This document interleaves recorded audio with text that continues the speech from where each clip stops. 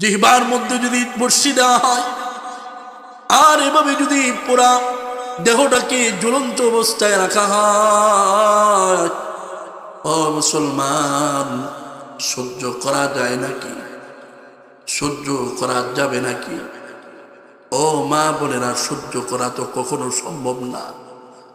এ আযাব, এ গজব কখনো সহ্য করা সম্ভব হবে না।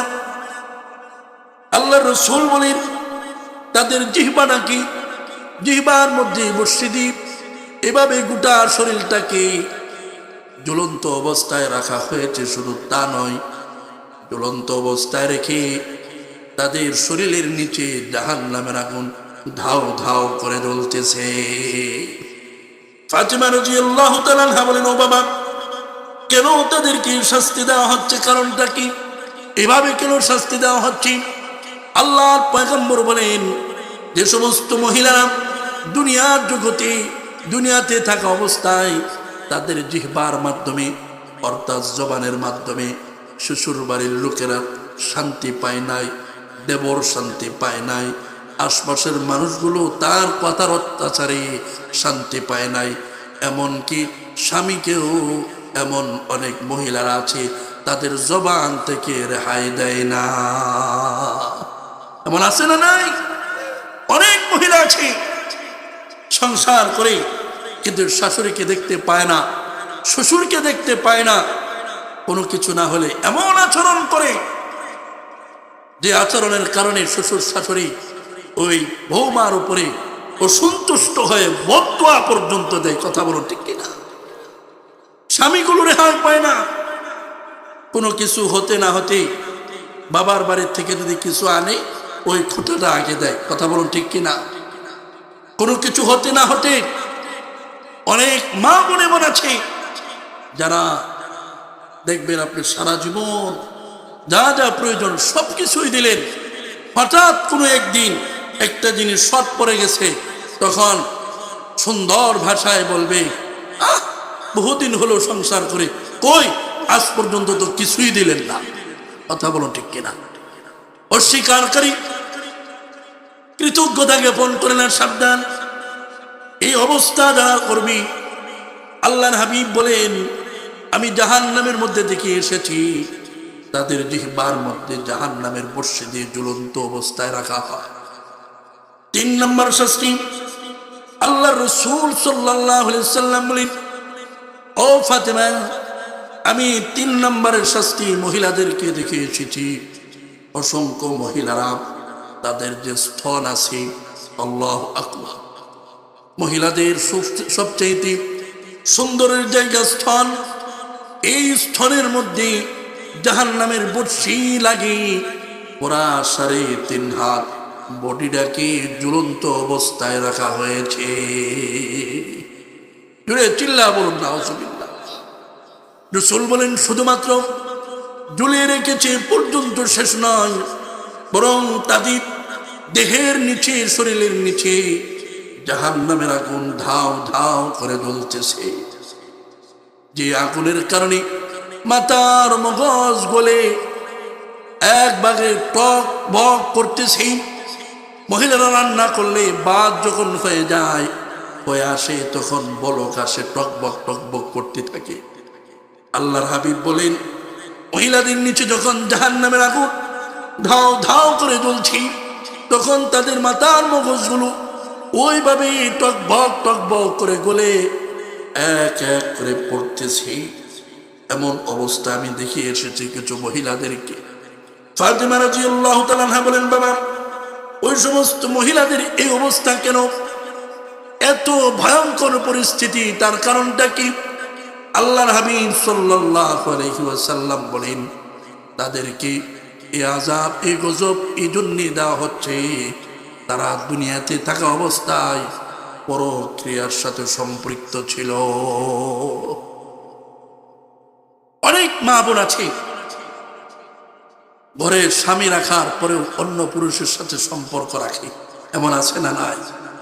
অনেক মা বোনের স্বামী বিদেশে থাকে, বিদেশে গিয়ে নিজের জীবনটাকে জর্জরিত করে সন্তান এবং বিবির মুখে, বাবা মার মুখে একটু হাসি ফোটানোর জন্য নিজের যৌবনীকে, নওজোয়ানকে, যৌবনকে খতম করে দেয় তাদের হাসি ফোটানোর জন্য। আর এদিক দিয়ে ওই বেঈমান নাখানদার নারী সে নিজের স্বামীকে রেখে অন্য পুরুষের সাথে সম্পর্ক রাখে। কথা বলুন ঠিক কিনা? রাসূল বলেন এভাবে যারা পরকীয়ার সাথে সম্পৃক্ত তাদের এই অবস্থা, তাদের স্থলের মধ্যে বড়শি লাগিয়ে পুরা বডিটাকে জ্বলন্ত অবস্থায় রাখা হবে। শুধুমাত্র রাখা হবে তাই নয়, তাদের শরীরের নিচে জাহান্নামের আগুন ধাউ ধাউ করে জ্বলবে। 4 নম্বর শাস্তির কথা বলেন, আমি আরো কিছু মহিলাদেরকে অবস্থা দেখেছি যাদের পায়ের মধ্যে জাহান্নামের শিকল লাগে, তাদেরকে উল্টো করে পুরা দেহটাকে জ্বলন্ত অবস্থায় রাখা হয়েছে। শুধু রাখা হয়েছে তা নয়, তাদের মাথার নিচে জাহান্নামের আগুন ধাও ধাও করে জ্বলছে। হযরতে ফাতিমা রাদিয়াল্লাহু তাআলা আনহা বলেন, ও আমার বাবা, এইভাবে তাদেরকে কেন শাস্তি দেওয়া হচ্ছে? এভাবে কেন তাদের উপর আঘাত করা হচ্ছে?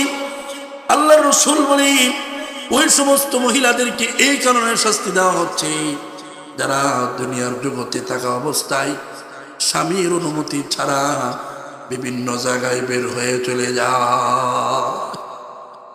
এমন নারী আছে, স্বামী জানে না বাবার বাড়িতে চলে গেছে, স্বামী জানে না বাজারে চলে গেছে, স্বামী জানে না বোনের বাড়িতে চলে গেছে, স্বামী জানে না অমুকের বাড়ি তমুকের বাড়ি অমুক জায়গায় তমুক জায়গায় চলে গেছে। আসে না? না, সাবধান। মা বোনদেরকে বলছি সাবধান, স্বামীর অনুমতি ছাড়া ঘরের দরওয়াজা থেকে বের হওয়ার পারমিশন নাই।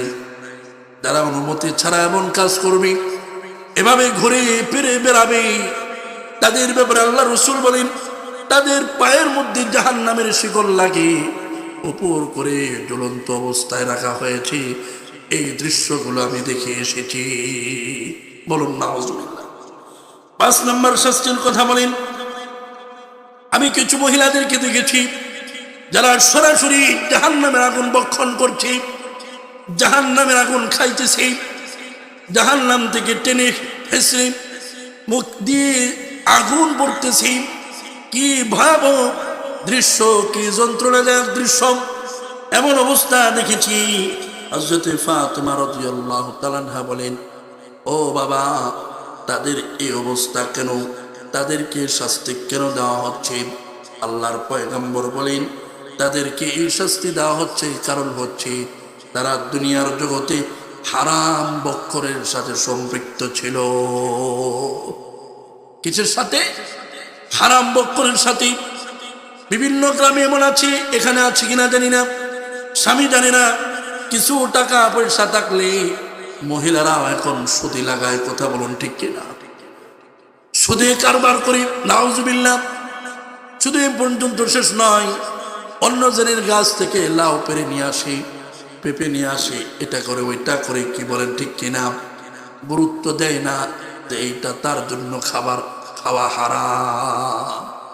এভাবে যারা হারামের সাথে সম্পৃক্ত থাকে, হারাম বক্ষণ করে, রাসূল বলেন তাদের শাস্তিটা হলো এই, তারা সরাসরি মুখ দিয়ে আগুন পড়তেছে। আমি দেখেছি সর্বশেষ শাস্তি হলো, আল্লাহর পয়গম্বর বলেন কিছু মহিলাদেরকে আমি দেখেছি তাদেরকে সাপ বিচ্ছু ওই মহিলাদেরকে দংশন করতেছে।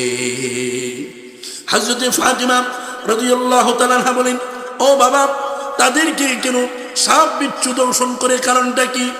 এই কোন অপরাধের কারণে এই শাস্তি হচ্ছে?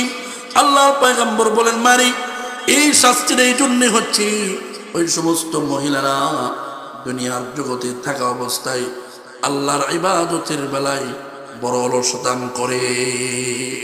মাদেরকে বলছি, বোনদেরকে বলছি, খুব খেয়াল করে শুনুন। দুনিয়াদারি, স্বামীর কাজ, বিবির কাজ, সন্তানের কাজ করতে করতে জীবন শেষ হয়ে যায়। অবশ্যই এটা করতে হবে, কিন্তু মনে রাখবেন যা করবেন আর না করবেন সবার আগে আল্লাহর হুকুম। ঠিক কিনা? আগে আল্লাহর হুকুম পালন, এরপরে অন্য কাজ। আল্লাহর হুকুম বাদ দিয়ে স্বামীর খেদমত হতে পারে না, আল্লাহর হুকুম বাদ দিয়ে সন্তানের খেদমত হতে পারে না। প্রথমেই আল্লাহর হুকুম, এরপরে অন্যান্য কাজ। কথা বলো ঠিক কিনা? সাবধান, নামাজের বেলা কোনো অলসতা করা যাবে না, কোরআন তেলাওয়াতের বেলায় কোনো অলসতা করা যাবে না, রোজা রাখার বেলায় কোনো অলসতা করা যাবে না। নামাজ আগে, কোরআন তেলাওয়াত আগে, রোজা আগে, এরপরে অন্যান্য কাজ। আল্লাহর হাবিব সাল্লাল্লাহু আলাইহি সাল্লাম এই জিনিসগুলো বর্ণনা দিচ্ছেন, আর চোখ বেয়ে বেয়ে পানি পড়ছে। হযরত ফাতিমা রাদিয়াল্লাহু তাআলা আনহু রাসূলুল্লাহর জবান থেকে বর্ণনাগুলো শুনে হাও মা করে কাটতেছে। আরে বোনদের কি অবস্থা হবে, মাদের কি অবস্থা হবে, নারীদের কি অবস্থা হবে। ও পুরুষ, এটা শুধু নারীদের বেলা নয়, নারীরা যে অপরাধের কারণে তাদের যে শাস্তি, ঠিক ওই রকম ভাবে পুরুষও যদি অপরাধ করে তাদের বেলাও এই শাস্তি। শুধু নারীদেরকে শাস্তি দেওয়া হবে তা না, পুরুষদের বেলাও কি শাস্তি আছে না নাই? নারী পরক্রিয়া করে কার সাথে? পুরুষের সাথে। নারীর যেমনি ভাবে পরক্রিয়া করার কারণে এই শাস্তি হবে, ঠিক তেমনি ভাবে ওই পুরুষও এভাবে ঝুলন্ত অবস্থায় রেখে জাহান্নামের আগুনে দগ্ধ করা হবে। কারো বেলায় ছাড় নাই। এই জন্য নারীদেরকে বলছি, ও মা, ও বোন, আসুন আমরা আদর্শবান হই। এই 6 গুণ আমাদের ভিতরে ঢুকায়।